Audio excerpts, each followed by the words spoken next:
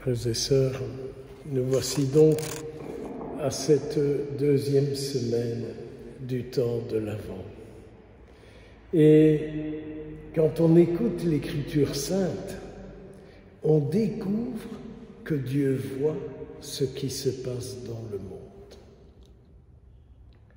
Regardez, quand aujourd'hui le prophète dit à ceux à qui il s'adresse, « Consolez, consolez, consolez mon peuple ». Qu'est-ce que c'est que consoler quelqu'un? C'est lui redonner du bonheur, c'est lui redonner sa raison d'être, la raison pour laquelle il vit. Consoler, consoler mon peuple. Quand j'entends ça, je pense à toutes les personnes qui sont tristes, à toutes les personnes qui sont malheureuses, à tous ceux qui ne savent pas pour qui il n'existe pas. Et il y en a du monde. Et il y en a du monde qui sont à l'attente d'un regard, d'un sourire, d'une écoute, qui au fond leur montrent que pour nous, ils existent. Pourrions-nous faire exister l'autre de la même manière que Dieu veut qu'il existe?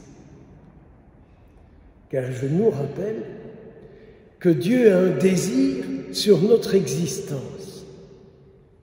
Dieu voudrait que nous soyons vivants, mais de telle manière. Dites-moi un petit peu, ça ne fait pas partie de nos recherches.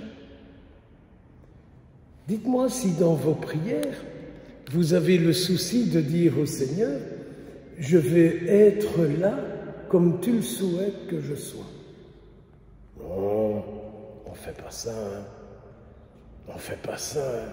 On est tellement emprisonné dans notre petit monde à misère qu'on oublie qu'il y a quelqu'un qui compte sur nous. Et je nous rappelle que quand nous souhaitons ce que Dieu veut, il est toujours avec nous et il nous en rend toujours capables. C'est une réalité que nous avons beaucoup de mal à nous mettre dans notre tête. Quand je veux ce que Dieu veut, Dieu me rend capable de l'être. C'est parce que nous nous enfermons dans nos peurs, dans nos tristesses, dans nos mécontentements, dans nos échecs et blablabla.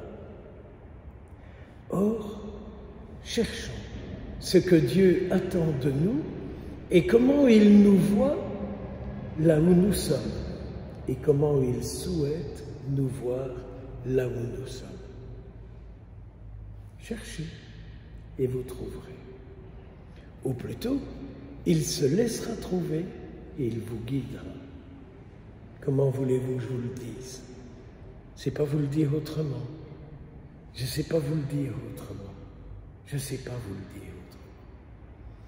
Et mieux encore, un jour, quand nous le verrons face à face, il nous remerciera pour tout ce que nous aurons fait pour lui. Et en plus, il nous bénira le jour où nous serons face à face avec lui. Il nous remerciera, il nous bénira. Il dira, si je ne t'avais pas eu pour celui-là, pour celle-là, je ne savais pas qui envoyer. Que de fois, vous savez, quand j'entends des gens souffrir, quand je vois des gens malheureux, la première chose qui me vient, c'est la tristesse de Dieu qui n'a trouvé personne pour aider celui-là ou celle-là, pour la soulager, pour la soutenir, pour lui donner de la vie. S'il vous plaît, intégrons le désir de Dieu dans notre vie, dans nos vies. Alors, Jésus, dans l'Évangile, il cite en exemple une seule brebis égarée. Et je disais au Seigneur, si dans ma famille, il n'y en avait qu'une, tout de suite je chante un Te Deum. En latin et en français, je n'ai pas de problème avec ça. Mais tout de suite, je chante un Te Deum. s'il n'y avait qu'une seule personne qui part n'importe où, qui s'abîme et qui se détruit. Et c'est là où je crois à l'importance de notre prière mystérieuse, parce que notre prière répand dans le monde le bon esprit de Dieu. Notre prière répand dans le monde le bon esprit de Dieu. Mais pour cela, il faut arriver à se détacher de son moi. Moi, rien que moi, toujours moi, rien que moi et beaucoup moi. Seigneur, ce que tu veux, je le veux. Ce que tu désires, je le désire. Ce que tu souhaites, je le souhaite. Et tu me mets sur ce chemin, à la recherche de la brebis égarée. Et tu me dis où la trouver, que lui dire et comment l'accompagner. C'est tellement beau l'Évangile. Notre Seigneur nous dit comment nous mettre en route, nous dit comment accompagner, nous dit que dire, nous dit que faire. En d'autres termes, laissons-nous guider. Laissons-nous guider. Laissons-nous guider. Et oui, vous, moi, nous sommes guidés par celui qui a de l'importance en nous. Je suis guidé par celui pour lequel je vis. Alors, vivons pour Jésus.